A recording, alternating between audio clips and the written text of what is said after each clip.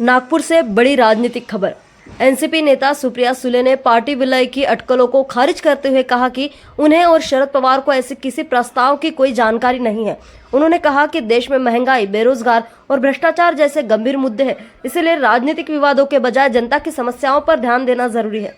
आमदारों की मुलाकात पर सुप्रिया सुले ने कहा कि अलग अलग दलों के नेता काम के सिलसिले में मिलते रहते हैं और इसमें कुछ भी असामान्य नहीं है। उन्होंने स्पष्ट किया कि उनकी पार्टी के किसी विधायक या पदाधिकारी से किसी ने संपर्क नहीं किया है।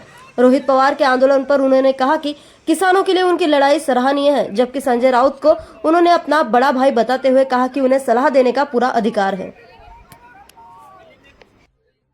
तो काँग्रेसमध्ये विलीन व्हावा अशी चर्चा देशभरात सुरू आहे। तुमची अधिकृत प्रतिक्रिया काय खासदार म्हणून?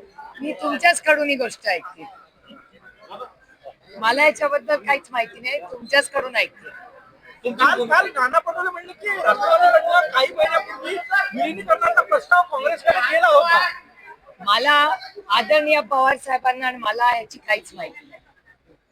होऊ शकतं का असं काही होऊ शकतं का? जर कोणी पुढाकार केला होऊ शकतं का? याच्यामध्ये काही शक्यता आहे का? आता तरी राज्य आणि देशासमोर देशाची आर्थिक परिस्थिती, अडचणीत आलेला शेतकरी, खूप मोठी महागाई, बेरोजगारी आणि प्रचंड देशात होणारा भ्रष्टाचार, या सगळ्या परिस्थितीवर मात करणं हे याचं प्राधान्य आहे। मागच्या आठवड्यात इंडिया अलायन्सची एक मीटिंग झाली, त्याच्यात आमची सविस्तर चर्चा आर्थिक परिस्थितीबद्दल झाली आणि वारंवार राष्ट्रवादी काँग्रेस पक्ष, शरदचंद्र पवार याची भूमिका राहिलेली आहे की या आर्थिक संकटात त्याच्यातून देश जातोय। माननीय प्रधानमंत्र्यांनी एक ऑल पार्टी मीटिंग ही बोलवावी आणि माननीय प्रधानमंत्र्यांच्या नेतृत्वाखाली देशाची आर्थिक परिस्थिती याच्याबद्दल सविस्तर चर्चा व्हावी, अशी आमची गेल्या अनेक दिवसांची नाही, आठवड्यांची नाही, महिन्यांची विनम्र विनंती सातत्याने राहिली।